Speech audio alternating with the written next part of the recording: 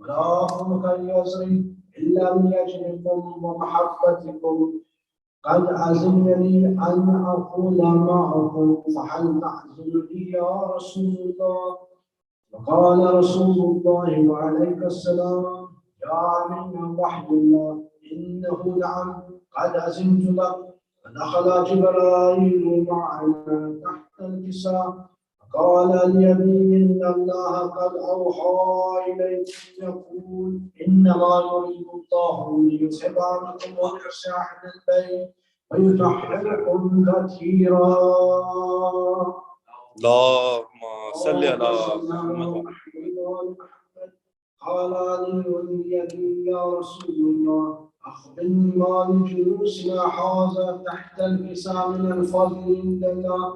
قال النبي صلى الله عليه وآله الذي بعثني بالحق نبيا واصطفاني بالرسالة النجية ما ذكر خبرنا هذا في محفل من محافل نحننا وفيه جمع من شيعتنا ومحبينا إلا ونزلت عليهم الرحمة وحفتهم الملائكة واستغفرت لهم إلا أن يتفرقوا.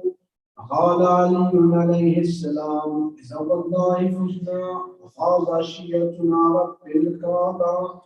قال أبي رسول الله صلى الله عليه وآله يا علي والذي بعثني بالحق نبيا واصطفاني بالرسالة نجيا ما ذكر خبرنا هذا في محفل من محافل نحننا وفيه جمع من شجتنا ومحبنا فيه المحمول إلا وخرج الله همه ولا مغموم إلا وكشف الله غمه ولا طالب حاجة إلا وقضى الله حاجته. قال علي عليه السلام إذا والله فزنا وسئلنا وكذلك شيعتنا فازوا وسئلوا في الدنيا والآخرة ورب الكعبة. اللهم صل على محمد وآل محمد. صلى الله عليه وسلم.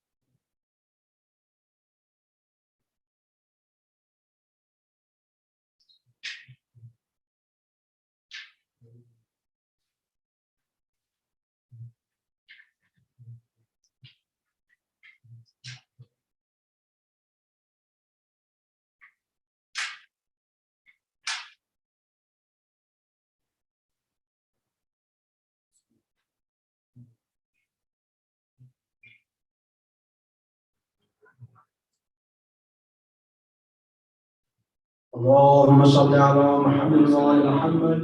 اللهم صل على محمد وآل محمد.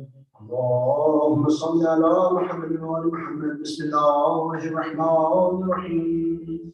اللهم إني أسألك برحمتك التي وسعت كل شيء وبقوتك التي قهرت بها كل شيء وخزانها كل شيء وذللها كل شيء وبجبروتك التي غلبت بها كل شيء وبعزتك التي لا يقوم لها شيء وبعزمتك التي ملت كل شيء وبسلطانك الذي على كل شيء وبوجهك الباقي بعد فناء كل شيء وبأسمائك التي ملت أركان كل شيء وبعلمك الذي أحاط بكل شيء وبنور وجهك الذي أعطاه كل شيء. يا نور يا قدوس يا نور يا قدوس يا نور يا قدوس يا أول الأولين يا آخر الآخرين. اللهم اغفر لي الذنوب التي تحرق اللسان. اللهم اغفر لي الذنوب التي تنزل النكال. اللهم اغفر لي الذنوب التي تغير النعم. اللهم اغفر لي الذنوب التي تحبس الدعاء.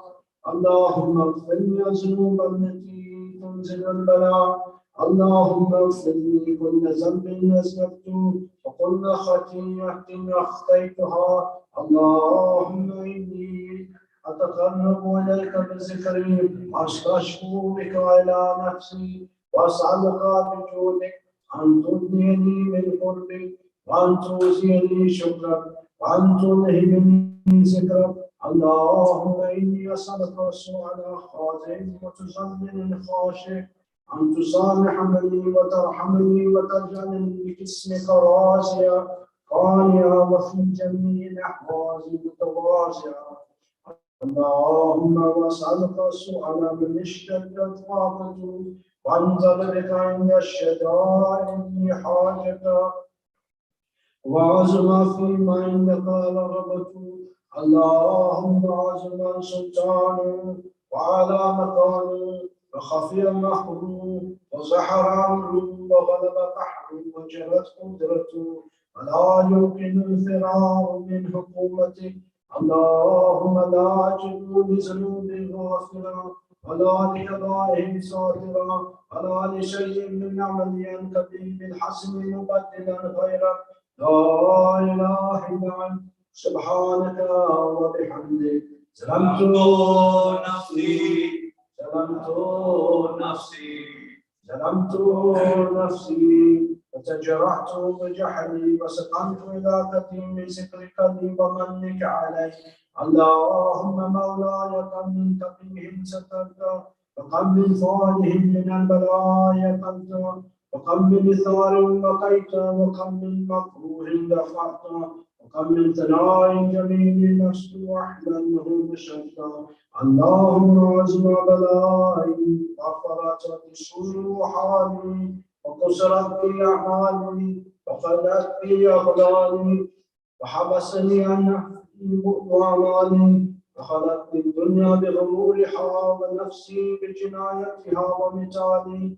يا سيدي فأسألك بعزتك أن لا يحجب عنك دعائي سوء عملي وفعالي ولا تمزحني بخفي ما اطلعت عليه من سري ولا تعاجلني بالعقوبة على ما عملته في خلواتي من سوء فعلي وإساءتي ودوام تفريطي وجهالتي وكثرة شهواتي وغفلتي. وقل اللهم بعزتك لي وقل اللهم بعزتك لي في كل الأحوال رؤوفا وعلي في جميع الأمور يتوفا.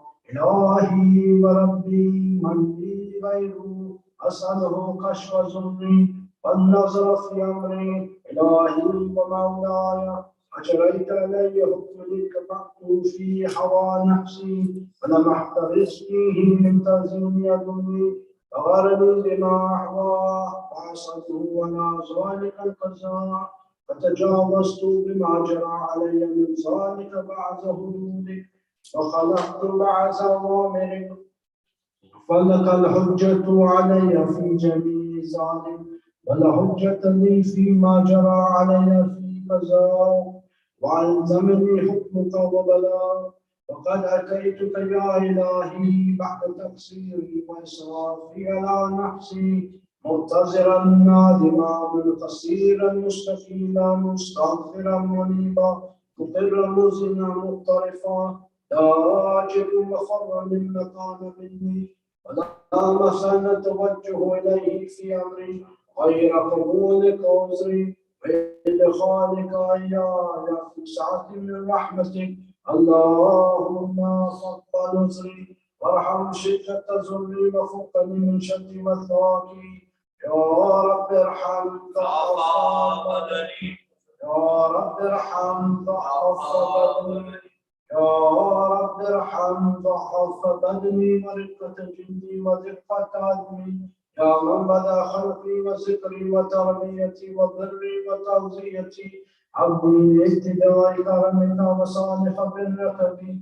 يا إلهي وسيدي وربي أتراك معذب بالنار بعد توحيدك وبعد من طوى عليه قلبي من معرفتك ولا حجابه لساني من ذكري بعده زميري من حبك وبعد ست اعتراف ودعاء خاضعا لربوبيتك هيهات أن تقوم من أن تصير من ربيت أو تبعد من أديت أو تشرد من أحويت أو تسلم إلى البلاء من كفيت ورحمت وليت شئري يا سيدي وإلهي ومولاي وتسلط النار على وجوه صارت لسمتك ساجدا وعلى الأنس ملتك بتوحيدك صادقا وبشكرك مالها وعلى قلوب اعترفت بإلهيتك محققا وعلى سماع رحمت من العلم بك حتى صارت خاشعة وعلى جوارها سعت إلى من تعبدك طائعا وأشارت باستغفار مزنا هكذا الذنب ولا أخبرنا بفضلك عنك يا كريم يا ربي وأنت تعلم ضعفي عن كريم من بلاء الدنيا وعقوباتها وما يجري فيها من المكاره على عهدها لعل ذلك بلاء ومكروه قليل مكروه يسير بقاء قصير مدة فكيف احتمال من بلاء الآخرة وجليل وقوع المكاره فيها وهو بلاء تكون مدة ويدوم مكانه ولا يخفف عن عهده لأنه لا يكون إلا عن غضبك وانتقامك وسخطك وهذا ما لا تقوم له السماوات والأرض يا سيدي فكيف لي وأنا عبدك الضعيف الذليل الحقير المسكين المستكين يا إلهي وربي وسيدي ومولاي لأي الأمور إليك أشكو ولما من حازم جوابي يعني من العذاب والشدة أمضي طول البلاء ومدتي فلئن سيرتني من العقوبة مع أعدائي وجمعت بيني وبين أهل بلائي وفرقت بيني وبين أحبائي وأوليائي وحبني يا إلهي وسيدي ومولاي وربي صبرت على عذابك فكيف أصبر على فراقك وحبني صبرت على حر النار فكيف أصبر والنزل إلى كرامتك أم كيف أشكر في النار ورجائي يخرج فبعزتك يا سيدي ومولاي أقسم صادقا لئن تركتني ناتكا لأزجن إليك بين أحدها زجيج العاملين ولا أصرخن إليك صراخ المستصرخين ولا أبكين عليك بكاء الخاطبين ولا أنادينك أين كنت يا ولي المؤمنين يا غاية أعمال العارفين يا غياث المبتغين يا غياث المبتغين يا غياث المبتغين يا حبيب قلوب الصالحين يا إله العالمين أفتراك سبحانك يا إلهي وبحمدك تسمع فيها صوت عبد مسلم سجن فيها بمخالفتك وزفعت مع عذابها بمعصيتك وحبس بين أتباعها بجرمه وجريرته وهو يسج إليك سجيج محمد لرحمتك ويناديك بلسان يحيي توحيدك ويتوسل إليك بربوبيتك يا مولاي فكيف يبقى في العذاب وهو يرجو ما سلف من حلمك أم كيف تؤلمه النار وهو يعمل فضلك ورحمتك أم كيف يهلكه نحيبها وأنت تسمع صوته وترى مكانه أم كيف يشتمل عليه زفيرها وأنت تعلم ضعفها أم كيف يتقلقل بين أتباعها وأنت تعلم صدقها أم كيف ترجوه زبانيتها وهو يناديك يا رب أم كيف يرجو فضلك في هده منها فتتركه فيها هيهات ما ظنك الذنب ولا المعروف من فضلك ولا مشبه لمن أمنت به المواحدين من بر وإحسان فباليقين يبقى لولا ما حكمت به من تعذيب الجاهدين وقضيت به من إخراج المعاندين فجعلت النار كلها بردا وسلاما فما كان لحد فيها مقرا ولا مقاما لكنك تقدست أسماء أقسمت أن تمنح من الكافرين من الجنة والناس أجمعين وأن تخالد فيها المعاندين وأنت جنتنا فكنت مبتدئا وتتولت بالنعم متكرما أفمن كان مؤمنا كمن كان فاسقا لا يستوون إلهي وسيدي فأسألك بالقدرة التي قدرتها وبالقضية التي حكمتها وحكمتها وغلبت من عليه أجريتها أن تحابني في هذه الليلة وفي هذه الساعة كل جرم أجرمت وكل ذنب أذنبت وكل قبيح نصرت وكل جهل أمنته كتمته وأعلنت أخفيته ووصلت وكل سيئة أمنت بإثباتها الكرام الكاتبين الذين وقفتهم بحفظ ما يقول مني وجعلتهم شهودا علي مع جوارهم وكنت أنت الرقيب علي من ورائهم وشاهدا لما خفي عنهم وبرحمتك أخفيت وبفضلك سترت وأنت مخبر حظي من كل خير تنزل أو إحسان فضلت أو بر نشرت أو رزق بسطت أو ذنب تغفر أو خطأ تستر يا ربي يا ربي يا رب يا ربي يا ربي يا رب يا ربي يا ربي يا رب يا إلهي وسيدي ومولاي ومالك رزقي يا من بيده ناصيتي يا عليما بسري ومسكنتي يا خبيرا بفقري وفاقتي يا ربي يا ربي يا يا ربي يا ربي يا رب يا ربي يا ربي يا رب أسألك بحقك وقدسك وعظم صفاتك وأسمائك أن تجعل أوقات من الليل والنهار كذكري مأمورة وبخدمتك موصولة وأعمالي عندك مقبولة حتى تكون أعمالي وأورادي كلها بردا واحدة وحالي في خدمتك سرمدا يا سيدي يا من إليه معولي يا من إليه شكوت أحوالي يا ربي يا ربي يا رب يا ربي يا ربي يا رب يا ربي يا ربي يا رب قوي على خدمتك جواره واشدد على العزيمة جواره وهب لي الجد في خشيتي والدوام في الاتصال بخدمتك حتى أصلح إليك في ميادين السابقين وأصلح إليك في المبارزين وأشتاق إلى قربك في المشتاقين وأبلغ من خير المخلصين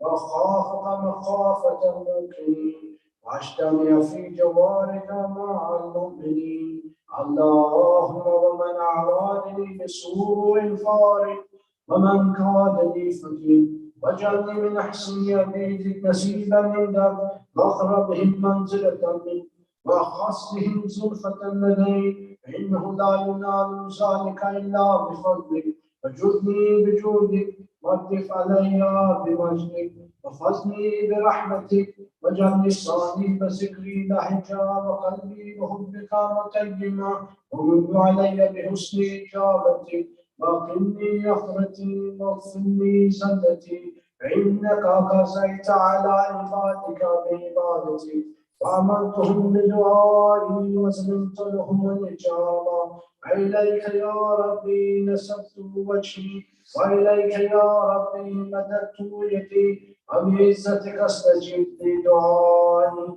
بلغني ونايا ولا تقطع من فضلك الرجاء واغفر لي شر الجن والإنس من أعدائي يا سريع الرضا يا سريع الرضا يا سريع الرضا اغفر لمن لا يملكه إلا الدعاء إنك فعال لما تشاء يا من اسمه دعاء وذكره شفاء وطاعته غنى ارحم من رأس ماله الرجاء وسلاحه البقاء يا سابق النعم يا دافع النقم يا نور المستوحشين في الظلم يا عالما لا يعلم صل على محمد وآل محمد وقلبي معا تحمي وصلى الله على رسوله والأئمة الميامين من آله وسلم تسليما كثيرا كثيرا. اللهم صل على محمد. سورة المبارك الفاتحة. بسم الله الرحمن الرحيم.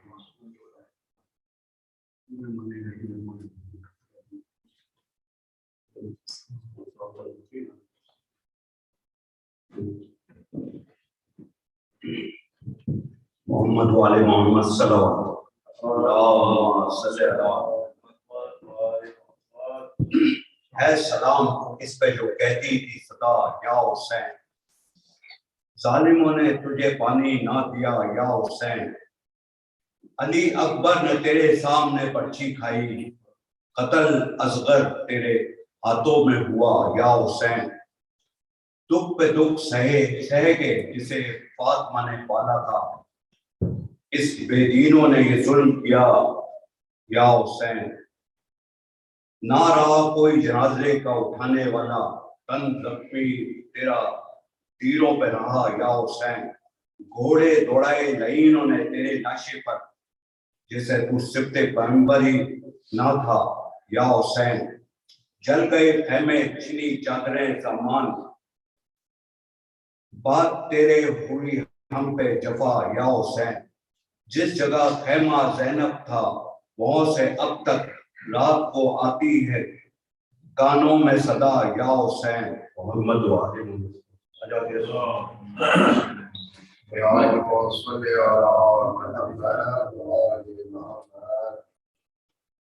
اللهم صل على محمد.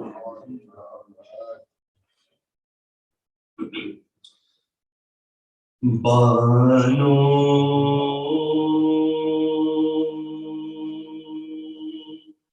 کہاں تلاش کرے اپنے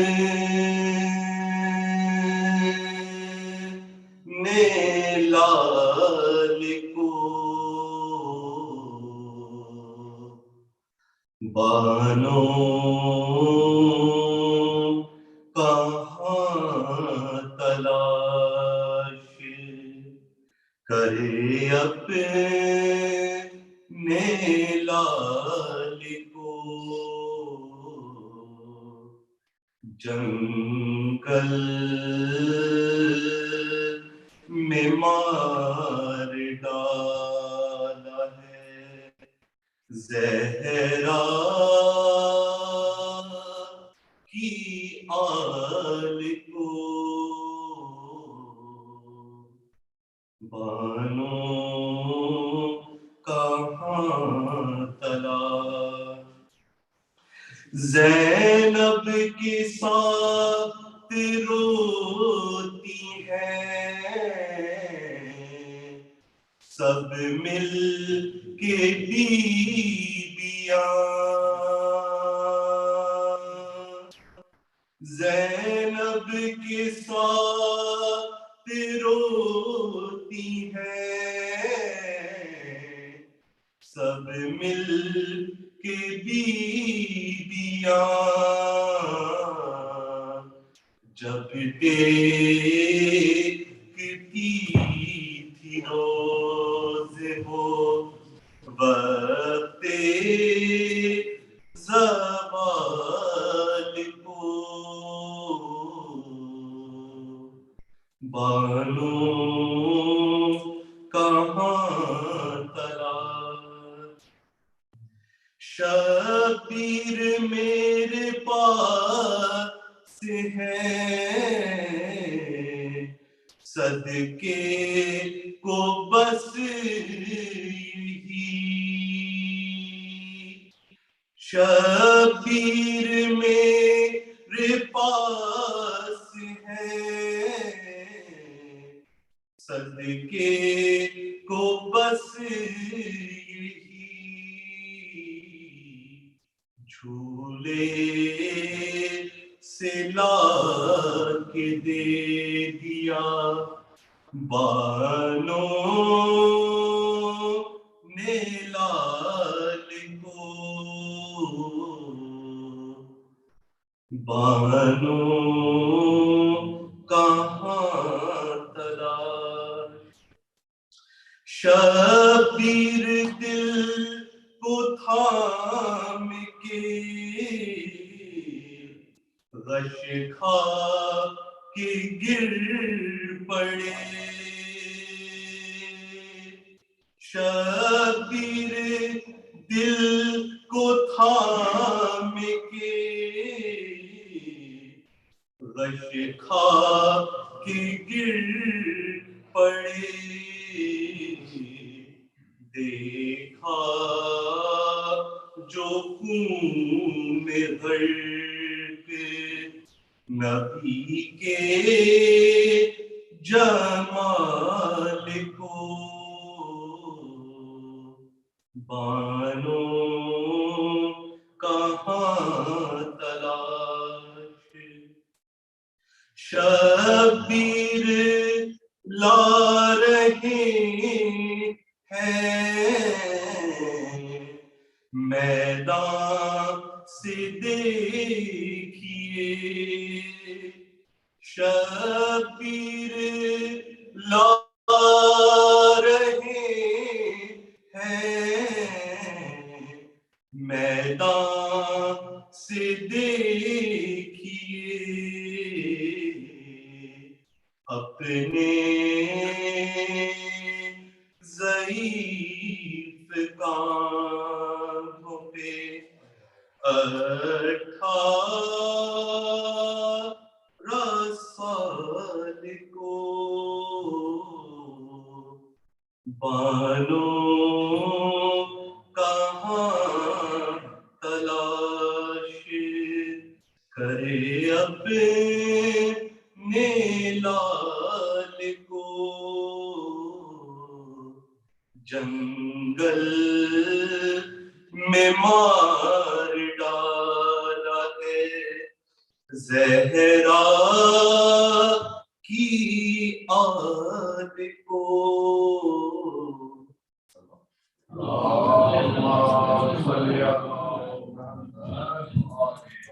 میں گزارش کرتا ہوں مولانا تفصیل بھی صاحب سے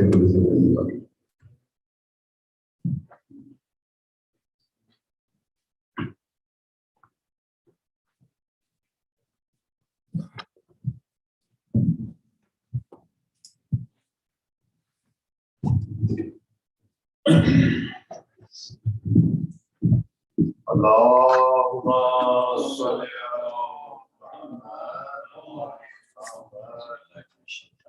بسم الله الرحمن الرحيم الحمد لله رب العالمين والصلاة والسلام على أشرف الأنبياء والمرسلين سيدنا ومولانا أبي القاسم محمد اللهم صل على محمد وعلى الطيبين الطاهرين المعصومين ورحمة الله على آبائهم من يومنا إلى يوم الدين أما بعد فقد قال الله تبارك وتعالى في القرآن الحكيم بسم الله الرحمن الرحيم وإذا سألك عبادي عني فإني قريب أجيب دعوة الداعي إذا دعاني فليستجيبوا لي وليؤمنوا بي لعلهم يرشدون صلوات اللهم صل على محمد وعلى The last 3 sessions of this Friday evening, I've been covering this particular ayat of Surah Baqarah, which is ayat number 186,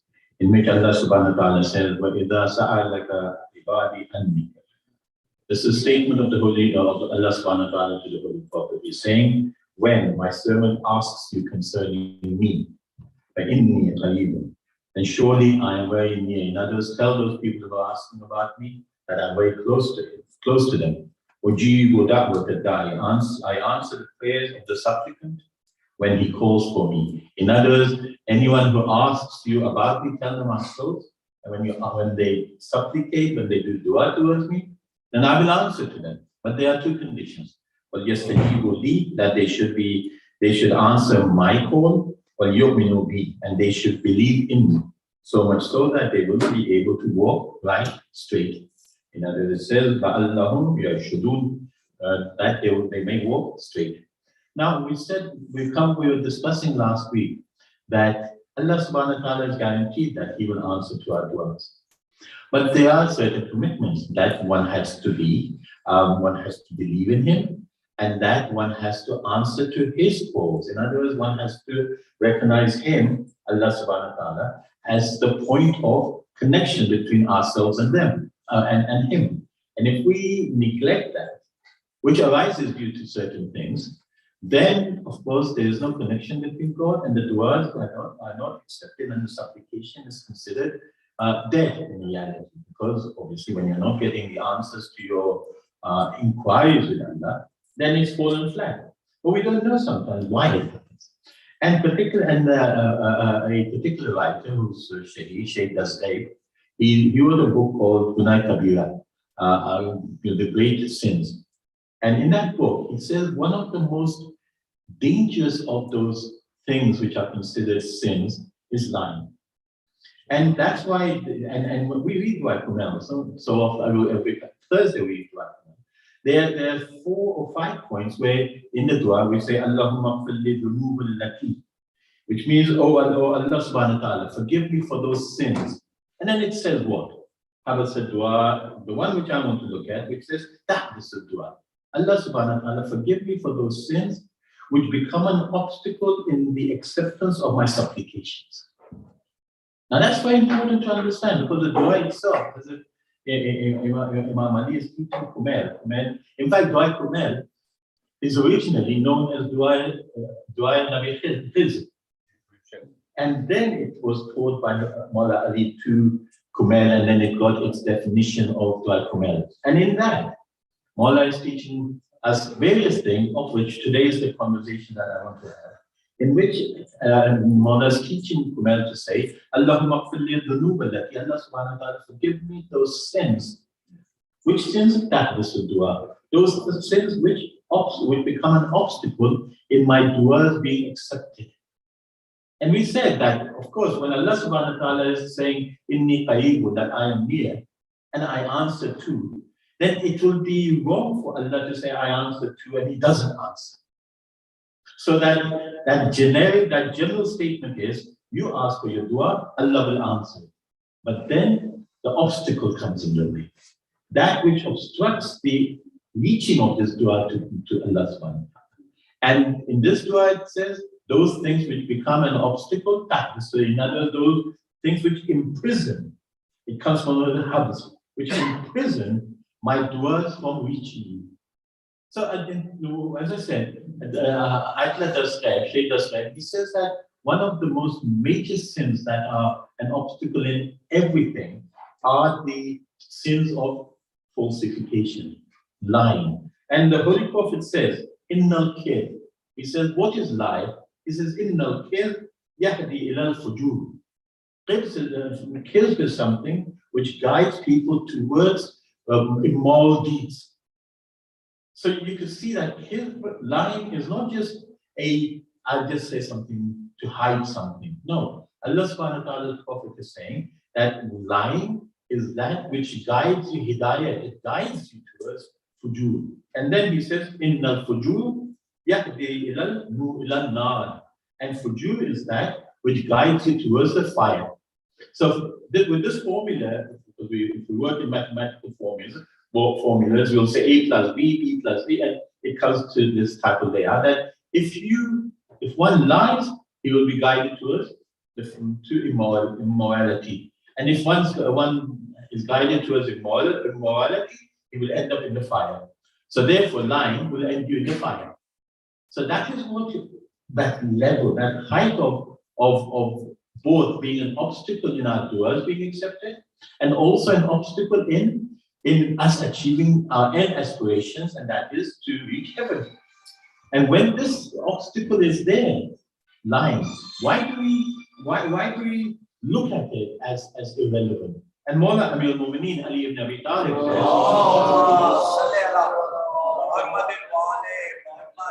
says, Shab al-Qawl. In other words, the most obnoxious, the most evil speech that one can do, al-Kid, is lying. Because lying is a speech.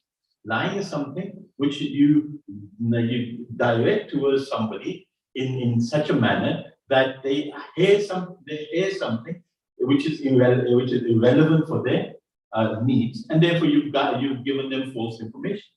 There's something really important here that I want to bring into our conversation, because the first Imam says, Sharul Qawl, the most evil of the speeches is lying. Mawla says that speech is really of three types. Speech is of three types: haq, batil, and fasad. Haq is quite clear. You say, giving sadaqah is good. Of course, that's haq. That speech is haq. That's right.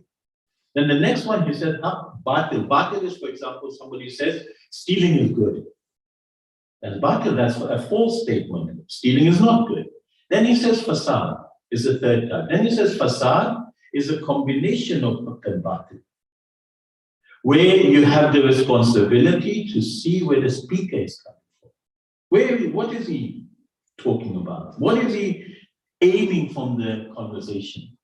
You know, some time back, there was my wife was in the ladies' majlis, and the ladies' Jaaferiya says, for 7-8 days, she manipulates the whole circuit of the audience towards her. Then in the 8th or the 9th day, she says, I'd like to tell you one thing, because Alhamdulillah, I have got your attention. She says, I want to tell you one thing, which is very important to understand, that in our community, the Amami people have misguided people more than the Thai people. She's pinned everybody to her, and that's fasad. Amami people have misguided people more than the Thai people.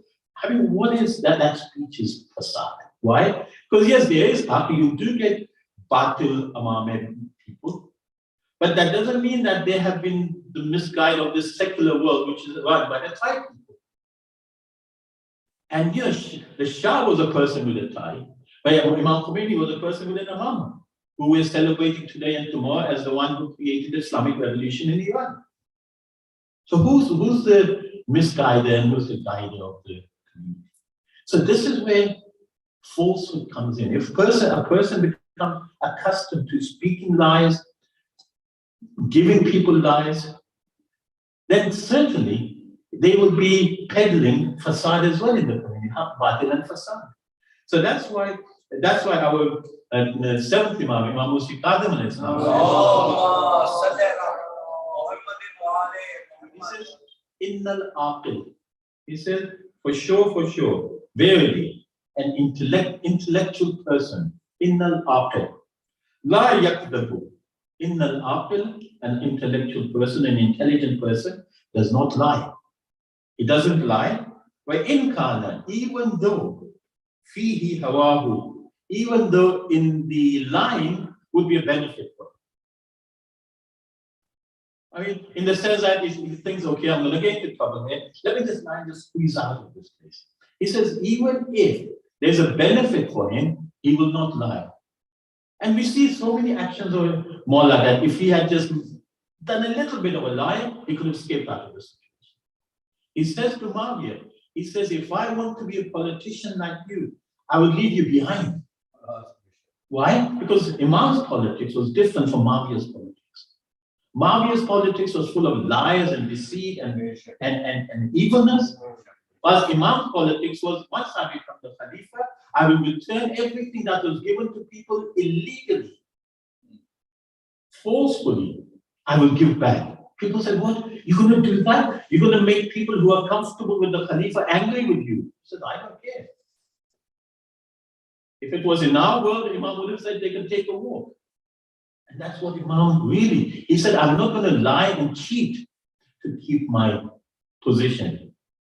And that's why when we see Imam's life, we see that every time he has confronted lying societies, not truthful societies, so then he could impose his greater authority on them. There's a very important thing. There's a saying from our eighth Imam, Imam Rida alayhi salam.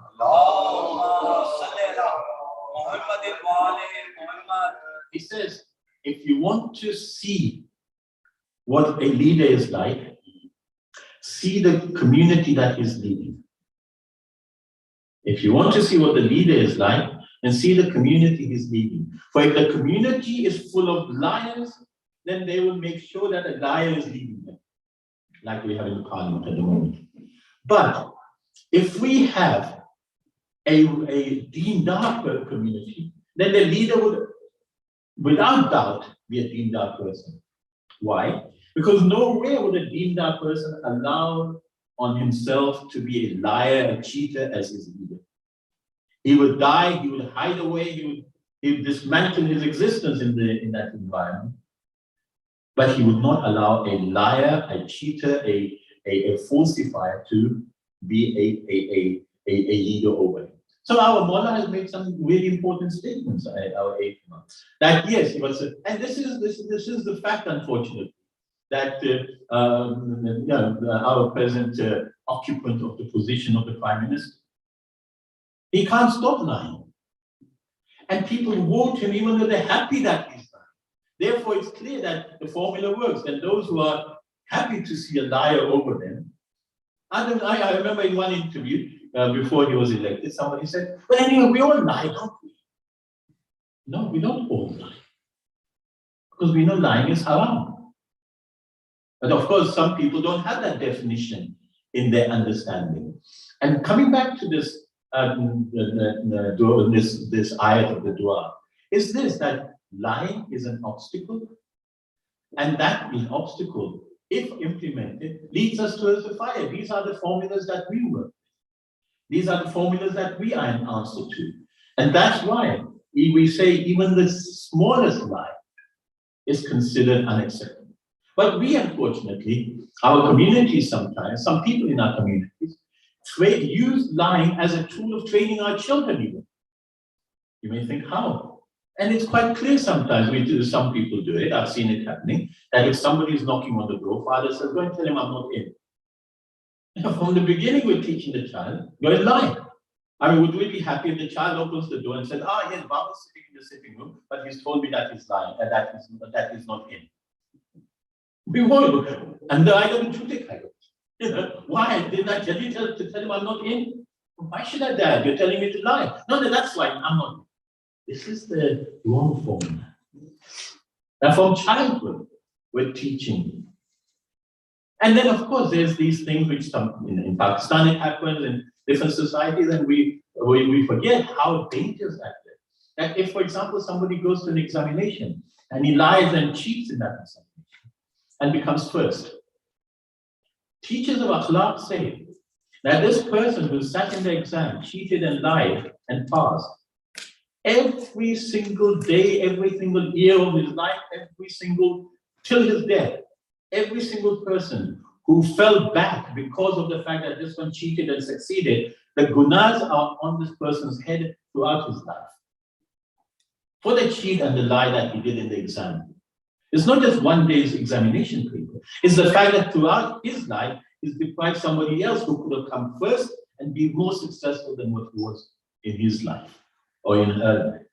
So cheating and lying is not something just on that particular occasion. It is something which, and when that happens, then of course, the tool by which Allah wants to be close to us, as we would like him to be close to him, we put a wall in between ourselves with kill, with lying. And that's why the Quranic ayah becomes used as a further discussion for us in the last few minutes that I have. It's from Surah Mu'min, which is the 40th surah of the Quran, ayat number 28. It says, Inna Allah la yahdi man huwa musrifun kadhabun. Which means Allah subhanahu wa ta'ala, verily Allah subhanahu wa ta'ala does not guide he who is extravagant and a liar. In other words, lying in this ayat is being identified as extravagance. In other words, a level which is beyond one's own position. But one lies, an individual lies to be extravagant in the community with himself, in his position, in his or her status, in his or her identity. And sometimes we think, even and we get many cases, Maulana gets many cases, I'm sure, in relation to divorces and marriages, and we unfortunately get these things, that one of the main reasons comes out is he's been lying throughout his life. Why? And one point Maulana made very well a few days back is the person who's most closest to you in your existence is your wife and your children. And if you lie to them, then what is left in your existence? So really, we do dua that Allah subhanahu wa ta'ala make our lives good, make our families good, our status good.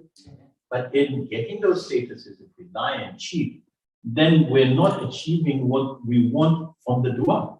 And particularly Allah says there that He will not guide, la yahdi, He will not guide one who is a extravagant person and a liar, kadhab. And kadhab here is what is known in Arabic grammar as sifatu mubalagha. In other words, at a superlative degree, not just a liar, but who is an extremely extravagant liar. And he thinks that he's getting away with everything. But a liar never gets away with it because as a liar, to whom he's lying, they may not realize. But his own zamir, his own inner self is saying that he's been lying to people. And that inner zamir, that inner self, is the thing which connects with Allah. We have to understand that, how this whole conversation circles back to Allah. That our zamir, our inner self, let's keep on kicking us. Because as I said in Surah Shams, the ayat said, فَأَلْهَمَهَا فُجُورَهَا وَتَقْوَاهَا. That Allah subhanahu wa ta'ala has already inspired our inner self to recognize what is immoral and what is good. And we can't say, oh, I don't know what's happening. No, we know ourselves where we are. Of course, after us is our wives and our children who know what we are and who we are. But what we are ourselves, our soul knows. And that's why the Quran, when in Surah Baqarah, right at the beginning, talks about because right at the beginning, the Quran talks about the three types of human beings: the mu'min, the munafiq, and the kafir. Right in the beginning, it's Alif Lam Mim, Zalika al-Kitab, and then immediately goes to talk about the mu'min, munafiq. The biggest liar in human existence is a munafiq. In the sense, a munafiq thinks he's always cheating people but getting away with it. But the biggest, as the ayat says, that in fact Allah subhanahu wa ta'ala has the last laugh, is that when this munafiq even gets buried by Muslims in the graveyard, from a Muslim graveyard, he doesn't end up amongst the Muslims on the day of judgment. Yet even up to the point he's buried, he's thinking, oh, I fooled these guys. They've always thought I've been a Muslim and they've even buried me in a Muslim graveyard. But Allah's having the last laugh. Because on the day of judgment, this munafiq is not joining the Muslims. In the same manner as a liar will not join the Muslim on the day of judgment. This is the dilemma of distancing ourselves from supplication, which can help us on the day of judgment by throwing things in the arena of contact with the Creator, which distance us. Where I said that the hadith, the bit of Dua Kumal, which says, Allahumma qfirli dhunuban allati tahdisu dua, that Allah subhanahu wa ta'ala forgive me for the sins which imprison my duas from reaching you. So it doesn't matter how close God says, Inni qareebun, I'm close to you, I'm close to you, I'm close to you. He may be close, but we are imprisoning those questions that we want to give to Allah because of our gunas. And those gunas, those sins, is what we have to aspire to distance ourselves from. So much so that even to think, and sometimes we do this, and this is something we have to understand. Sometimes a lot of people say, yeah, but I can lie to these other people, can't I, who are not Muslims? No, you can't lie to people who are not Muslims. You can think that you're lying to someone who's not a believer, but that doesn't mean that the stages of believers are also different. That one thinks that one can do this and get away with it. Because if the disbeliever is what is known as a harbi, one who is constantly at war with you, then that's something else. But you can't use this as an excuse. I remember one long time back, some students used to dodge the train fares. You can't dodge it anymore. So they asked the question for Imam Khomeini. And Imam Khomeini said, this is haram. Why? You're not stealing from a individual who you have permission to steal from. That's not the question. The question is that if you get arrested, you will be announced as being a Muslim dodging fares, and you will be an insult to the deen. And you have no right to be an insult to the deen. And particularly, I remember, I might have said it to you before, I had an example of this, was this Bengali who was a taxi driver in New York. Just a couple of minutes now from New York. And a lady was in his car, and she left a bag in his car. He opened the bag and saw thousands of dollars in it. But he remembered where the lady, he dropped off that lady. He went to her, gave her the suitcase, and she said to him, I'll never get it back. I mean, thank you very much, but why did you bring it back? He says, my mother has always taught me to have a halal living. I could have taken it and you wouldn't have known, I would have lied to my, but then the following day, the New York newspapers wrote that a Bengali driver returns bag full of money. If he had stolen and he got arrested, the newspapers would have said a Muslim stole bag of money from this poor woman. That is the reality, brothers and sisters, if there are any sisters on the other side. That we cannot live on lies, and we should know that the lie is an internal feeling which wakes us up if we're doing wrong, and that connection with God, which is also relating to the zamir of the individual, is lost. And we should be careful that we do not entrap ourselves in that situation. And last point before I finish is that I'd like to congratulate those who may be on the internet and you over here of the 43rd anniversary of the Islamic Revolution in Iran. That alhamdulillah, for 43 years, with all the animosities and all the hatred that the world has tried to throw on Iran has stood firm, steadfast, and continued with being that standard bearer for Imanism. I pray that inshallah Allah subhanahu wa ta'ala keeps us protected from evil, makes us practice mu'mineen, that be ready for the 12th Imam, and if we're not alive, that we train our next generation to be ready for that. Bismillah ar-Rahman ar-Rahim. Allahumma kulli waliyyika al-Hujjat ibn al-Hasan, salawatuka alayhi wa ala abahi, fi hadhihi as-sa'ati wa fi kulli sa'a, waliyan wa hafidha wa qa'ida wa nasira, wa dalilan wa 'ayna, hatta yaskinahu hadha al-tawq, wa tamatti'hu fiha qalilan, bi rahmatika ya arhamar rahimin.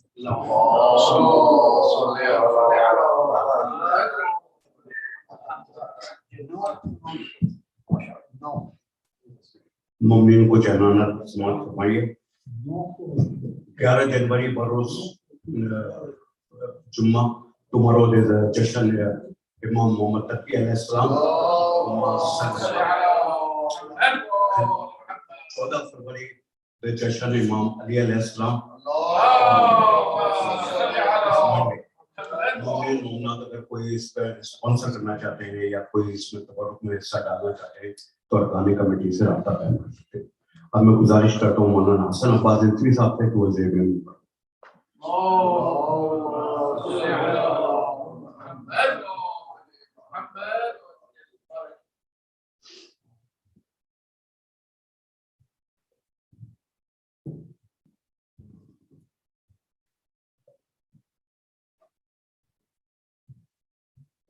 एक सूरह फातिहा की दरख्वास्त है तमाम मरहूमीन मोमिन मोमिनात के लिए, खुसूसन शहदाए इदारा-ए-जाफरिया के लिए, अपने मरहूमीन मोमिन मोमिनात के लिए, खुसूसन मरहूम Ali Hussain Abidi, son of Mirza Agha Hassan Abidi, أعوذ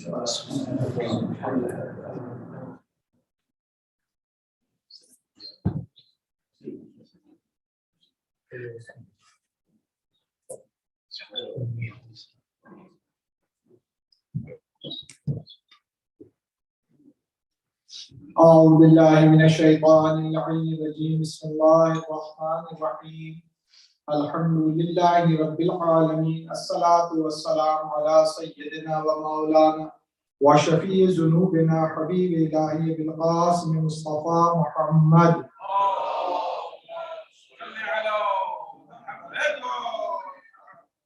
وعلى أهل بيته الطيبين الطاهرين المعصومين لا سيما بقية الله العظم ولعنة الله على أعدائهم ومنكري فضائلهم ومصائبهم أجمعين من الآن إلى يوم الدين. أما بعد فقد قال الله الحكيم في كتابه الكريم بسم الله الرحمن الرحيم الرحمن علم القرآن. فیضان مرتب مسائل کے ذریعے ہماری گفتگو جاری ہے علم کی اہمیت قرآن کی روشنی میں، اور اس میں مختلف مراحل کو طے کرتے ہوئے گفتگو یہاں تک پہنچی ہے کہ اللہ تعالیٰ کہتے ہیں بعض لوگ ہدایت کو حاصل نہیں کر سکتے، تو وہ ہدایت کیوں حاصل نہیں کر سکتے؟ ان کے دل مریض ہو جاتے ہیں، ان کے دل ٹیڑھے ہو جاتے ہیں، ان کے دل میں جو ہے پردہ پڑ جاتا ہے وغیرہ. لیکن بات یہ ہے کہ وہ کیوں ایسا ہو جاتا ہے، تو اس میں تقریباً 6-7 موارد جو ہے بیان کر چکا ہوں، 6-7 جو کازز ان کو بیان کر چکا ہوں. اور آج ایک اور کاز ہے جو انسان کے دل کو مردہ بنا دیتا ہے، وہ یہ ہے کہ انسان حق بات کو قبول نہیں کرتا جب وہ اندھی تقلید کرتا ہے. اندھی تقلید جو ہے وہ انسان کو گمراہ بنا دیتی ہے. لہٰذا قرآن مجید میں خدا متعال نے جب یہ آیتیں پیش کروں گا، خدا متعال فرماتا ہے سورہ شعراء میں آیت نمبر 136 اور 138، 6، 7 اور 8، یہ 3 آیتیں، ان میں اللہ تعالیٰ فرماتا ہے قالوا سواء علینا اوعظت ام لم تکن من الواعظین ان ھذا الا خلق الاولین وما نحن معذبین. 3 آیتیں ہیں. ان 3 آیتوں میں ہمیں قالو سے مراد وہ کفار ہیں، وہ افراد ہیں جن کا ذکر ہو رہا ہے. وہ یہ کہتے ہیں پیغمبر اسلام سے کہ آپ ہمیں، پیغمبر اسلام سے نہیں، اپنے زمانے کے نبی سے جناب ہود سے، کہتے ہیں قوم عاد کی بات ہے، فرماتے ہیں کہ کہتے ہیں کہ آپ ہم کو ڈرائیں یا نہ ڈرائیں، آپ ہمیں نصیحت کریں یا ہمیں نصیحت نہ کریں. ہم جس چیز کے اوپر ہیں وہ خلق الاولین، ہم گزشتہ لوگوں کی سنت پر ہیں، آپ کا ڈرانا ہمارے لیے کوئی فرق نہیں پڑتا. اور پھر آگے چل کے کہتے ہیں وما نحن معذبین، اور ہم وہ افراد ہیں ہم پر خدا کبھی عذاب نہیں کرے. یعنی کہ یہ قوم عاد جو تھی جو عذاب میں مبتلا بھی ہوئی، یعنی اتنی گارنٹی سے اور اتنی شیورٹی سے اپنے آباء و اجداد کی تکلیف کر رہے تھے اور ان کو فالو کر رہے تھے کہ جیسے وہ یہ بھی لکھ کر دے کے گئے ہوں کہ اگر تم جو ہمیں فالو کرتے رہو گے تو تم پر کوئی عذاب نہیں آئے. یعنی جہالت کی اس میں نہیں ملتا. یعنی وہ بھی اپنے نبی جناب ہود سے کہہ رہے ہیں، کہتے ہیں آپ ڈرائیں یا نہ ڈرائیں، ہمارے لیے نصیحت کریں یا نہ کریں، ہمارے لیے کوئی فرق نہیں پڑتا، ہم گزشتہ لوگوں کی سنتیں باقی رہیں گے اور ہم پر کوئی عذاب نہیں. دوسری آیت میں خدا تعالیٰ فرماتے ہیں سورہ مائدہ کی آیت نمبر 104 ہے، اس میں خدا تعالیٰ فرماتا ہے وَإِذَا قِيلَ لَهُمْ تَعَالَوْا إِلَى مَا أَنزَلَ اللَّهُ وَإِلَى رَسُولِهِ قَالُوا حَسْبُنَا مَا وَجَدْنَا عَلَيْهِ آبَاءَنَا أَوَلَوْ كَانَ آبَاؤُهُمْ لَا يَعْلَمُونَ شَيْئًا وَلَا يَهْتَدُونَ.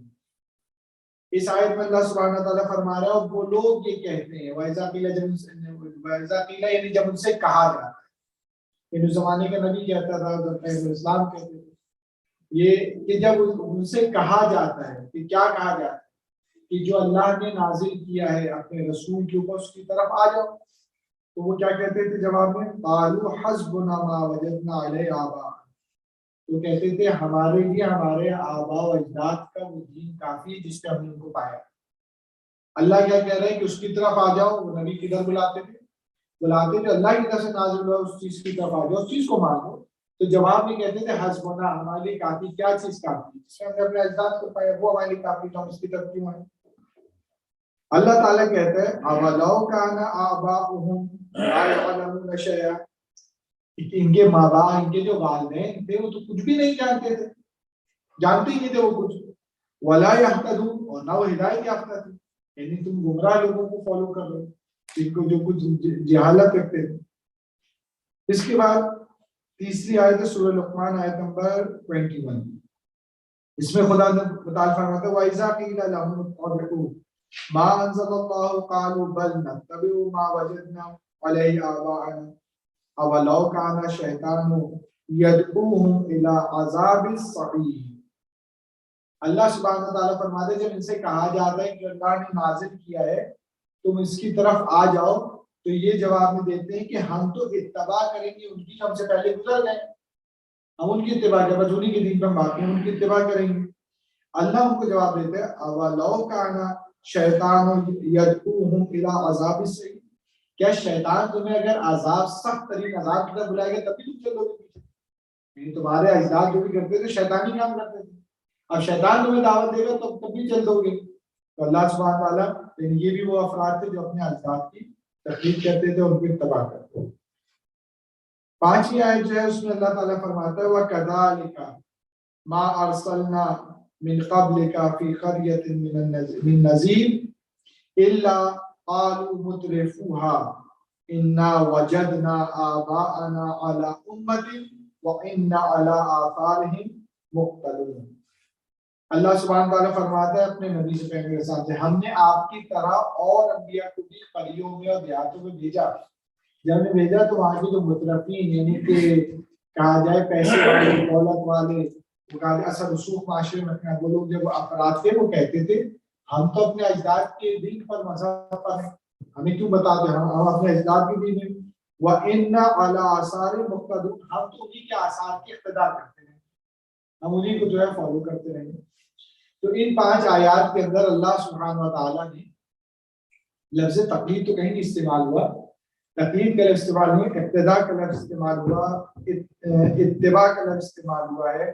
और इसी तरह अच्छा एक आयत मुझसे रह गई, एक और आयत में क्या था, 5 आयतें, एक आयत और है इसमें अल्लाह ताला फरमाता है व इज़ा फ़अलू फ़ाहिशतन क़ालू वजदना अलैहा आबाअना वल्लाहु अमरना बिहा कुल इन्नल्लाहा यअमुरु बिल फ़हशा अतक़ूलूना अलल्लाहि मा ला तअलमून।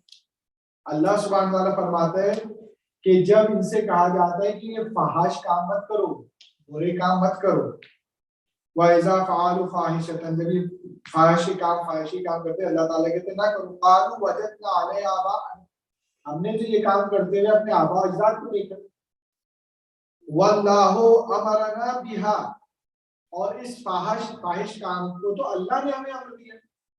यानी ये मुशरिकीन मक्का के मुतालिक है कि जब पैगंबर इस्लाम ने कहा फाहिश काम मत करो तुम लोग, तो कहते हैं हमारे आबा अजदाद ही काम करते, तो और आबा अजदाद को अल्लाह ने हुक्म दिया था, क्योंकि खाने काबा ये असल आयत है, खाने काबा में ये जो थे बरहना तवाफ करते थे मर्द औरत, और उनका नजरिया ये था कि जिस लिबास में हमने गुनाह किया उस लिबास में खाने काबा कैसे चलना, उस जिस्म से चले जाते जो गुनाह किया उस लिबास पे नहीं आते, तो वो लिबास के बगैर जाते, तो लिहाजा कहते थे जो फाहिश काम होता था और उससे बदतर काम होता था, तो उस पर ये कह रहे हैं कि वो तो अल्लाह ने हमें अमर किया, अल्लाह ने हमें बताया, वल्लाहु अमरना बिहा, अल्लाह ने हमसे कहा इस तरह से तवाफ करो, कुल इन्नल्लाह ला यामुरु बिल फहशा, ए नबी आप इनसे कह दिए अल्लाह कभी फाहिश कामों को, बुरे कामों का अमर नहीं करता।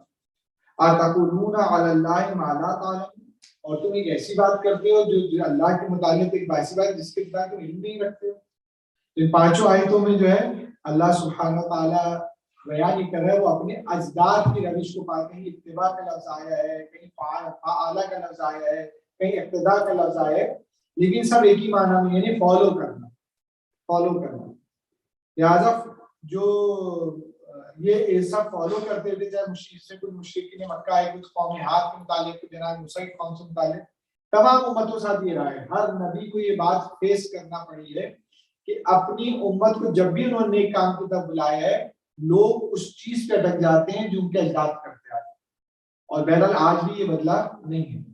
आज भी अगर कोई ऐसी चीज टोक दी जाए कि भाई ये ना करें, तो वो तो हमारे यहाँ तो ये होता है मौलाना साहब कैसे हो सकता है ना करें, غلط ہوتا ہے تو غلط ہوتا رہے گا، وہ قیامت تک غلط ہوتا رہے گا، اسی کو اندھی تقلید کہا جاتا ہے۔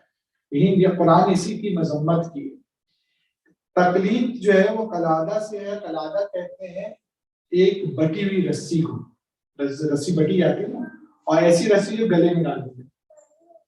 تقلید ہوتی ہے اصل میں، اس کے لغوی معنی ہے کسی چیز کو گلے میں پہن دینا۔ تو تقلید کے معنی یہ اصل میں کہ تقلید ہے یہ ہے کہ انسان یا تو اپنی ذمہ داری دوسرے پر ڈال دیتا ہے یا دوسرے کے عمل کو بغیر دلیل کے قبول کر لیتا ہے، اسی کو تقلید کہا جاتا ہے۔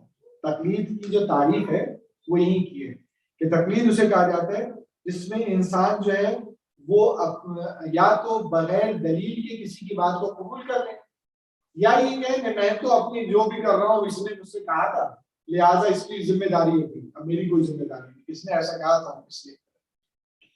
لہٰذا تقلید اگر ہم دیکھیں تو تقلید دو طرح کے معنی ہیں، دو معنی ہیں۔ ایک وہ تقلید ہے جو کہ مذموم ہے، بری ہے، اچھا نہیں تصور کیا جاتا تقلید کو، اور ایک وہ تقلید ہے جو ممدوح ہے، اچھی ہے، وہ تقلید کرنا چاہیے۔ دونوں کے معنی ایک ہی ہیں، معنی جو تقلید کے تبدیل نہیں ہوتے، دونوں کے معنی جو ہے وہ ایک ہی ہیں، لیکن کون سی بری تقلید ہے اور کون سی اچھی تقلید ہے اس میں کیا فرق پایا جاتا ہے، وہ ہمیں دیکھنا پڑے گا تقلید کی اقسام کیا ہے۔ عقلی طور پہ اگر ہم تقلید کو تقسیم کرتے ہیں تو ہمارے پاس صرف 4 قسمیں بنتی ہیں، 5ویں کو قسم کی تقلید عقلی حوالے سے آپ تقسیم کریں صرف 4 قسم کی تقلید ہے۔ سب سے پہلی تقلید جو ہے وہ ایک جاہل جو ہے وہ کسی عالم کی تقلید ہے، ایک جاہل عالم کی تقلید۔ دوسری جو تقلید ہوگی وہ یہ ہے کہ ایک جو ہے وہ جاہل جو ہے وہ جاہل کی تقلید کرے۔ ایک قسم یہ بنے گی ایک عالم عالم کی تقلید کرے، اور ایک تقسیم یہ بنے گی کہ ایک عالم جاہل کی تقلید کرے۔ تو 5واں آپشن تو بنتا ہی نہیں، وہ ہے ہی نہیں 5واں آپشن۔ عالم جاہل کی تقلید کرتا ہے یا جاہل عالم کی تقلید کرتا ہے یا جاہل جاہل کی تقلید کرتا ہے یا عالم عالم کی تقلید کرتا ہے، اس کے علاوہ ہمارے پاس کوئی اور راستہ نہیں۔ تو ان میں جو تقلید ممدوح ہے، جو ہم سے کہی گئی ہے، جو کرنا چاہیے، وہ ہے عالم سے جاہل ایک عالم کی تقلید کرے۔ اب اس کی تفصیل آج میں بیان نہیں کروں گا، اس کی شرائط کیا ہے، کس چیز میں تقلید کرنا چاہیے، وہ انشاءاللہ آئندہ بیان کریں گے، ابھی سے میں تقسیم میں بیان کر رہا ہوں۔ تو وہ تقلید اس لیے کرنا چاہیے کہ ایک انسان کتنا ہی پڑھے لکھ جائے حرف المولا نہیں بن سکتا، وہ اگر انجینئر بن گیا تو ڈاکٹری میں پیچھے، ڈاکٹر بن گیا تو انجینئر پیچھے، مولوی بن گیا ہے تو دونوں میں پیچھے، اس کو کسی نہ کسی چیز میں وہ کمپیوٹر سائنس پڑھ لیے تو میڈیکل سائنس کو نہیں جانتا ہے، وہ جو بھی فیلڈ کر لے انسان ہر فیلڈ کو نہیں جان سکتا، بالآخر اس کو کہیں نہ کہیں کسی نہ کسی بہت پڑھے لکھے انجینئر ہی بن گیا، لیکن ہو سکتا ہے وہ اس کے گھر میں الیکٹرک کی تھوڑی سی پرابلم آ جائے، وہیں ہم نے مسئلے کو حل نہ کر سکتے۔ تو بہت ساری چیزیں جو ایک پڑھا لکھا آدمی نہ ہو، ان پڑھ ہو بھی آ کے الیکٹرک کا مسئلہ حل کر دے، دوسرے جو اس کام کو پریکٹیکل طور پر سیکھ لیا وغیرہ وغیرہ۔ تو یہ کیوں ممنوع ہے؟ اس لیے انسان کبھی بھی تمام قسم کی تقلید و تمام علوم کو جان ہی نہیں سکتا، بالآخر انسان کو کہ ہر فیلڈ کے اندر کبھی نہ کبھی کسی نہ کسی مقام پر کسی اپنے سے لڑنے کا آدمی تک جانا پڑے گا، اور یہ عقل انسانی کہتی ہے، اور ہم دن اور رات دن اور رات جو ہے جس کو ہم تقلید کہتے ہیں وہاں کرتے ہیں۔ ہم اپنے مجتہدین سے کیوں فالو کرتے ہیں؟ ہم کہتے ہیں ہم سے زیادہ بہتر سمجھتے ہیں۔ مثال کے لوگ آئیں گے مجھے مولانا صاحب نماز میں یہ ہو گیا اور وضو میں یہ ہو گیا، آپ بتائیں مجھ سے کیوں پوچھتے؟ کہتے ہیں شاید مولانا کے پاس ہم سے زیادہ ہی اس لیے پوچھتے ہیں، لیکن میں بھی اپنی جیب سے تھوڑی بتاؤں گا، مجھے پتا مجھ سے آگے اوپر مجتہدین بیٹھے، میں انہیں کا فتویٰ پڑھ کے آپ بتاؤں گا، انہیں کی تعریف بتاؤں گا۔ تو لہٰذا تقلید جو اصل میں اپنے لڑنے جو پڑھا ہوا ہے اس سے پوچھ کے بتانے، یہی تقلید معمول ہے۔ باقی 3 کا کیا ہے؟ 2 تو بالکل بیکار ہیں اور جن کی عقل تسلیم کرتی ہے، جاہل جاہل کی تقلید کرے گا تو کیا ہوگا؟ جیسے ایک جاہل جو ہوتا ہے وہ ایک رسم ایجاد کر دیتا ہے، دوسرے جو حالات ہوتے ہیں اس رسم میں پڑ جاتے ہیں اور بس وہ پھر رسم چل جاتی ہے، ایک نے جاتی ہوتی سب پیچھے لگ جاتے ہیں اس کے، اب وہ پڑھی جائے وہ چلے جائے اس کو کوئی ٹوک بھی نہیں سکتا۔ یہ جاہلوں والی ان جو ہے یہ جائز نہیں، انسان کیوں جب علمی چیز میں رکھتا اس میں غلط فالو نہیں۔ اور دوسرا اس سے زیادہ بدتر ہے، ایک شخص خود عالم ہو لیکن وہ جو اللہ کی تقلید کرنے لگ جائے، کیونکہ لوگ کر رہے ہیں اس لیے وہ بھی عالم بھی کرنے لگ جائے، یہ اور بدتر ہو جاتا ہے۔ بجائے لوگوں کی اصلاح کریں، اصلاح نہ کریں، عالم بھی کام کرنا شروع کر دے کہ لوگ کر رہے ہیں، تو یہ تو اس سے زیادہ بدتر ہے۔ سب سے بدتر تقلید جو وہ ایمان، انسان جانتے دوسرے جوالا کو. البتہ عالم کی تکلیف کو ضرورت ہی نہیں ہے, وہاں تکلیف کے معنی ہی نہیں بنتے. لیکن کیا جو عالم ہوتا ہے وہ کسی اور عالم سے رجوع نہیں کرتا؟ مثلا ایک ڈاکٹر, ایک سرجن ہے, اس کے پاس ایک کیس آیا, تو وہ کیونکہ سرجن ہے, بہت بڑا شہر کا سرجن ہے, تو وہ کسی سے کنسلٹ نہیں کرے گا, یہ نہیں اس کے معنی. کسی سے کوئی بات چیت مشورہ نہیں کرے گا, نہیں. فرق کیا ہے؟ ایک ڈاکٹر رہتا ہے وہی بات کرتا ہے. ہمارے مجتہدین بھی ہوتے ہیں, فتوے سے پہلے یہ بھی گفتگو کرتے ہیں اپنے شاگردوں سے, اپنے جیسے افراد سے, مجتہدین سے گفتگو کرتے ہیں, بحث و مباحثہ کرتے, تب فتویٰ دیتے, ایسے نہیں. اور دنیا میں بھی ہم دیکھتے ہیں ماہر ترین افراد جو ہوتے ہیں, انجینئر, بہت بڑا انجینئر, خصوصاً جو سینسیٹیو مسائل آتے ہیں, بہت بڑا کوئی سیاستدان ہے, حکام, حاکم ہے, وزیر اعظم ہے, پریزیڈنٹ ہے, یا جو ہے آرمی اسٹاف ہے, وہ آرمی چیف ہے, تو وہ ہر کوئی مشورہ تو کرتا ہے, وہ اپنے جیسے سے مشورہ کرتا ہے. اس کو مشورت کہا جا سکتا ہے, اسے تحقیق کہا جا سکتا ہے, اسے تقلید نہیں کہہ سکتے. کیوں نہیں کہہ سکتے؟ تقلید کے ہم نے معنی کیا بیان کیے؟ تقلید کے معنی یہ ہے کہ سامنے والوں کی بات کو بغیر دلیل کے قبول کر لینے کو تقلید کہتے ہیں. اور یہ دونوں پڑھے لکھے ہیں, یہ سامنے والے کی بات کو بغیر وہ دلیل کی تھوڑی قبول کر رہا ہے. ایک ڈاکٹر سے اگر مشورہ کر رہا ہے, وہ بغیر دلیل کی تھوڑی بات کو مان لے گا. ایک عالم سے اگر مشورہ کر رہا ہے, بغیر دلیل کی تھوڑی مانتے. اس کو تحقیق کہا جاتا ہے, اس کو مشورت کہا جاتا ہے, جو بذات خود اچھی, لیکن اس کو تقلید نہیں کہا جا سکتا. لیکن کیونکہ تقلید کے معنی ہے کہ یا تو بغیر دلیل کسی کو قبول کر لینا, یا یہ کہنا جو دوسرے معنی بیان کے کہ اپنی ذمہ داری اس پر تھوپ دینا. تو ایسا ہو سکتا ہے ایک سرجن جائے, جا کے آپریشن کرے اور بات اس سے غلط ہو جائے, اور کیا اس سرجن نے کہا تھا, ایسا ہوتا نہیں کہتا. ٹھیک ہے, ہو سکتا ہے اس کے مشورے کو مانا ہو, لیکن اس کی بات اس کو سمجھ آ گئی تھی, لیکن ذمہ دار خود ہی رہے گا, اپنی ذمہ داری نہیں تھوپ سکتا. تو نہ بغیر دلیل کے وہ قبول کرتا ہے, اور نہ اپنی ذمہ داری کو ڈائیورٹ کرتا ہے, کنورٹ کرتا ہے کسی اور کی طرف. لہٰذا اسے جو تحقیق کہا جاتا ہے, اسے جو ہے مشورت کہا جاتا ہے. یہ اچھی چیز ہے, اور یہ جو ہے اس میں تقلید کا ہوتا ہی نہیں. لہٰذا اگر عالم کی بات کو مانے, بغیر دلیل کے مانے, اور یہ مانے مثال کے طور اس سے کوئی پوچھا میں آتا ہے عالم نہیں ہو تو طالب علم, لیکن پھر بھی جس حد تک جانتا ہوں, کسی نے کہا کہ وضو کے یہی مبتلات ہیں, تو اب اس نے جو کہہ دیا مبتلات, تو میں نے بھی جا کے کہہ دیا کہ ہاں خون نکل آتا ہے, تو مبتلات میں سے میں نے اس سے نہیں پوچھا کہ بھائی یہ لوگ سمجھتے ہیں کہ خون نکلنے سے وضو باطل ہو جاتا ہے, خون نکلنے سے وضو باطل ہی نہیں ہوتا, تو لہٰذا لوگ سمجھتے ہیں. اب میں نے کسی مولانا سے پوچھا تو انہوں نے کہا خون نکلنے سے وضو باطل ہو جاتا ہے, میں نے بھی بات کو تو غلط ہے, نہیں ہو سکتا. اسے پوچھے کہاں لکھے, کس وجہ مسائل لکھے, کس روایت کے اندر آئے, کس نے کہا ہے بھائی مبتلات میں جو خون نکلنے سے جو ہے روزہ باطل ہو جاتا ہے, جو ہے وضو باطل ہو جاتا ہے, یا غسل باطل ہوتا ہے, نہ غسل باطل ہوتا ہے, نہ وضو باطل ہوتا ہے. ٹھیک ہے, وہ خون نجس جگہ کو پاک کیا جائے گا, جہاں بھی خون لباس میں لگا, جسم میں لگا, اس کو پاک ضرور کیا جائے گا, لیکن اسے باطل نہیں ہوتا. لہٰذا یہ تقلید کی اقسام ہے. انشاءاللہ باقی کیا موضوع کیا ہے, اور بری چیز کیا ہے, اور کیوں قرآن مجید نے اس کو منع کیا ہے. امام کی حدیث بھی ہے جس میں امام علیہ السلام نے بیان کیا کہ کون سی تقلید بری اور کون سی تقلید مناسب, اس کے شرائط ائمہ نے علیہ السلام بیان کی. انشاءاللہ وہ آئندہ ہفتے بیان کریں. کبھی بھی انسان کو جو جان محترم کسی کی بات, خصوصاً جو جہلا, ان کی بات کو ایک دم ایسے ایکسیپٹ نہیں کر لینا چاہیے. اور بہت سے معاشرے میں ہمارے جو مسائل چل رہے ہیں, اور اس کی وجہ جو ہے وہ جو ہے. لیکن الحمدللہ اس معنی میں ضرور کہوں گا, کیونکہ کل 11 فروری ہے, اس حوالے سے کہ ہماری موجود تقلید ہے, اس کا بھی رواج کچھ زیادہ نہیں.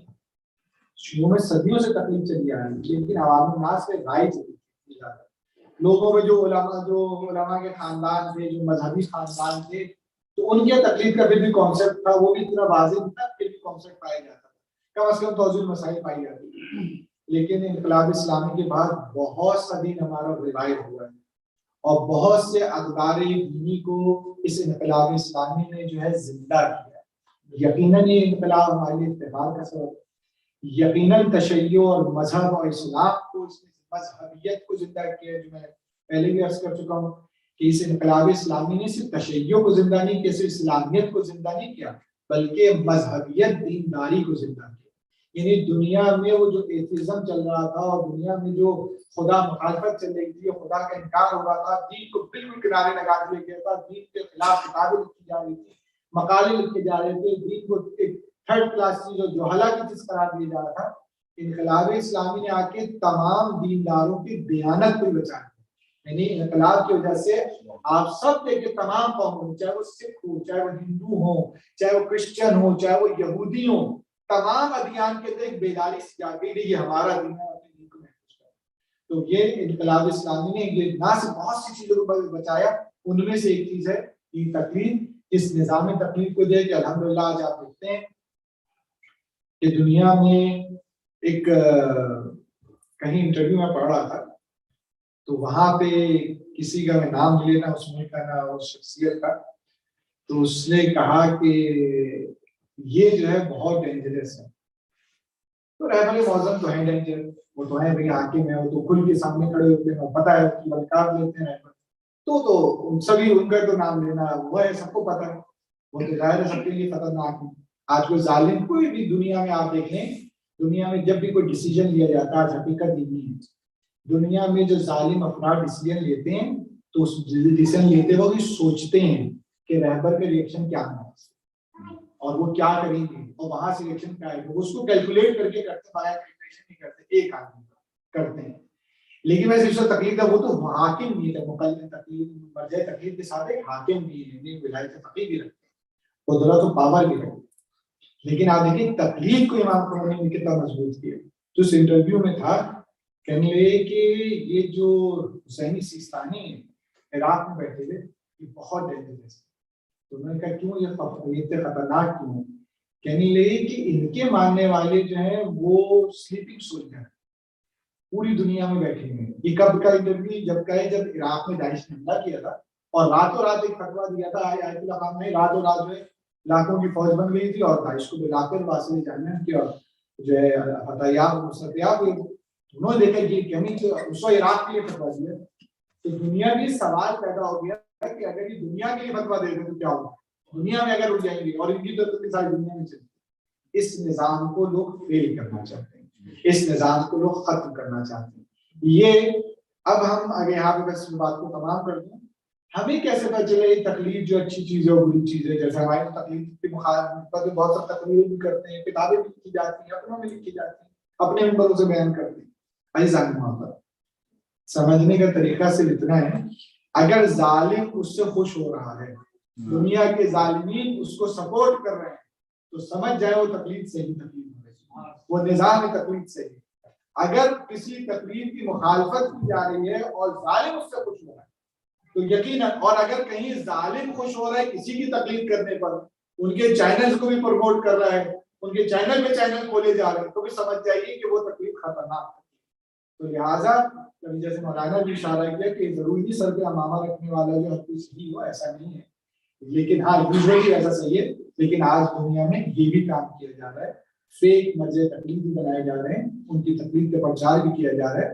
چینل سے رہبر کے پاس ایسے چینل آئے تھے سب سے بڑے مرضی، ان کے پاس اتنا پیسہ نہیں کتنے چینل چلا سکیں، اتنے مقلدین ہونے کے باوجود اتنے میگزین چلا سکیں، اتنی زبانوں میں چینل چلا سکیں. لیکن ایک موصوف ہیں ان کی پتہ نہیں کتنی زبانوں میں چینلز چل رہے ہیں، کتنی ویب سائٹس ہیں اور کتنے مجلے نکل رہے ہیں، اور دنیا میں ان کو جانتا کوئی نہیں ہے، اس لیے کہ دشمن چاہتا ہے اس نظام کے ذریعے اس نظام کو بھی کیا جائے، اپنے بنائے ہوئے اقمارجوں کے ذریعے، اپنے بنائے ہوئے. لہٰذا یہ بھی خطرناک عمل ہے، ہمیں جو ہے اس میں بھی جو ہے اپنی آنکھیں کھول کے رکھنا چاہیے. صلوات پہ محمد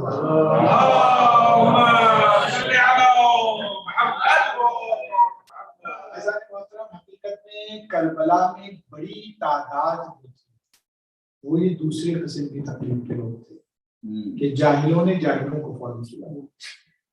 کربلا میں اتنا بڑا لشکر کیسے جمع ہو گیا؟ 30,000 تک کم سے کم لشکر ہے، میں نے 1 لاکھ تک بھی آیا لشکر، 30,000 کے لشکر ہے. 30,000 افراد کو سبت پیغمبر کے مقابلے میں جمع کرنا پیسہ کا اس لیے جمع ہوئے تھے کہ اندھی تقلید کرتے تھے. ہمارے سردار کیوں کہ جا رہا ہے، ہمارا قبیلہ کیوں کہ جا رہا ہے، ہمارے قبیلے کے افراد کیوں کہ جا رہے ہیں، ہمارے رشتہ دار کیوں کہ جا رہے ہیں، لہٰذا ہم کیوں جانا ہے. ان کو فرق نہیں پڑتا تھا امام حسین کون ہے، وہ اس لیے جا رہے تھے کہ ان کے قوم کے قبیلے کے سردار نے کہہ دیا تھا کہ اتنی زیادہ امریکہ میں جانا ہے تمہیں بھی جانا ہو.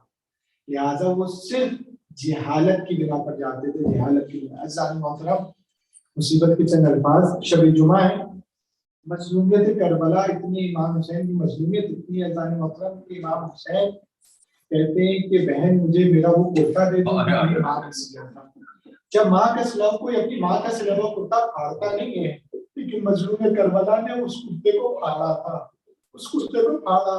جب پوچھا جناب زینب کہ بھیا یہ کرتا آپ کیوں پھاڑ رہے ہیں، یعنی جس قوم سے میرا واسطہ پڑا ہے بڑی پست قوم ہے، یہ کہیں میرا کرتا لوٹ کے نہ لے جائے، لہٰذا میں اس کو پھاڑ اس لیے رہا ہوں تاکہ اس کی قدر و قیمت نہ رہے. عزیز و لیکن وہ تو ظالم، تم کو قدر و قیمت سے کیا تعلق تھا؟ حسین کا جنازہ اڑیا پڑا ہوا تھا، حسین کا کرتا بھی لوٹ لیا گیا تھا. لیکن روایت میں ایک دردناک چیز ملتی ہے، ایک شخص تھا جو حسین کی انگوٹھی کو اتارنا چاہتا تھا، لیکن آپ جانتے ہیں جب زخمی انسان ہو تو اس کا جسم پھول جاتا ہے. حسین کی وہ انگوٹھی اتر نہیں رہی تھی، اس نے خنجر نکالا اور نکال کر حسین کی انگوٹھی کے لیے صرف انگلی تھی اسے منقطع کرنا چاہا اور روتا جاتا تھا، انگلی کاٹتا جاتا تھا. ایک مرتبہ ایک شخص آگے بڑھا اور بڑھ کے کہا یہ بتا کہ تو کیوں اتنا کبھی عمل انجام دے رہا ہے؟ کہا میں اس انگوٹھی کو لوٹنا چاہتا ہوں. کہتے سے لوٹنا چاہتا پھر رو کیوں رہا ہے؟ کہا اس لیے رو رہا ہوں کہ یہ حسین کی انگوٹھی ہے اور لوٹ اس لیے رہا ہوں اگر میں نے نہیں لوٹی تو یہ کوئی اور لوٹ کر لے جائے گا. عزیزو یہ حسین کا جنازہ تھا جس میں لوگ لوٹ رہے تھے. حسین کا جنازہ دیکھو پڑا ہوا تھا.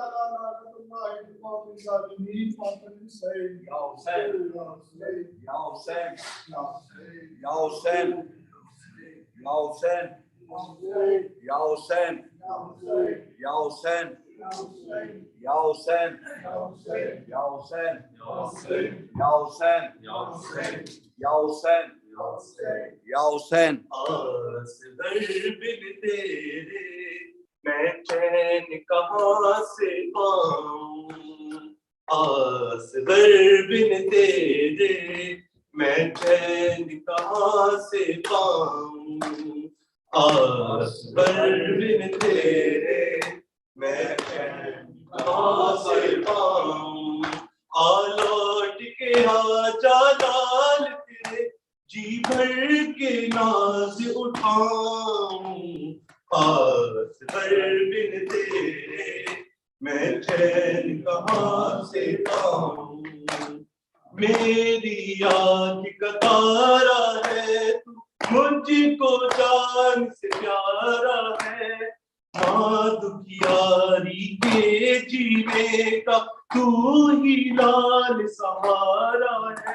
تجھے چھوڑ کے تنہا مقتل میں کیسے شام کو جاؤں، اصغر بن تیرے میں چین کہاں سے پاؤں، اصغر بن تیرے میں چین کہاں سے پاؤں.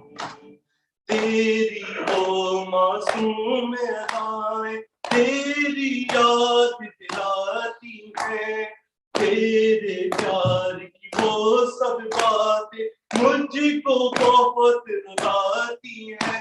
میں تیری جدائی میں بیٹا رو رو کے مرنا جاؤں، اصغر بن تیرے میں چین کہاں سے پاؤں، اصغر بن تیرے میں چین کہاں سے پاؤں.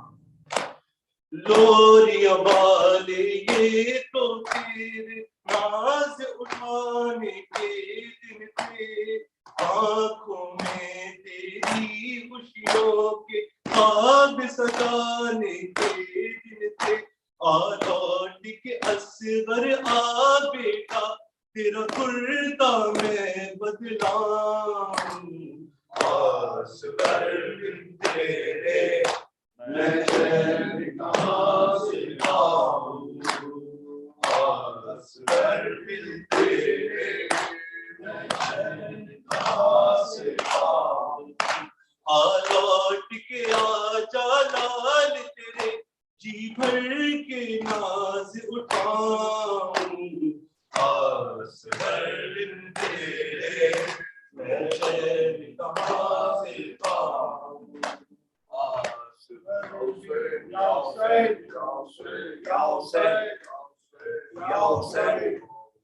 السلام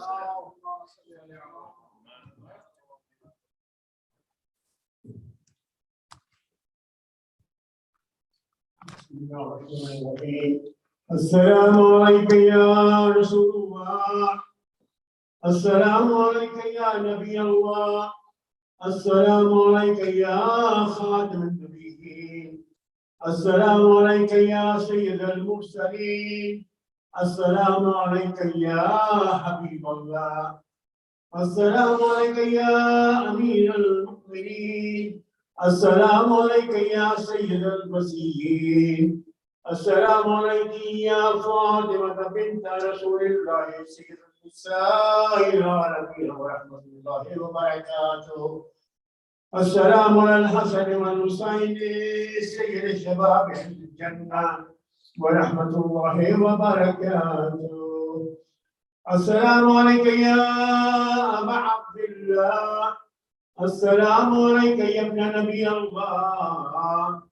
السلام عليك يا ابن خاتم النبيين.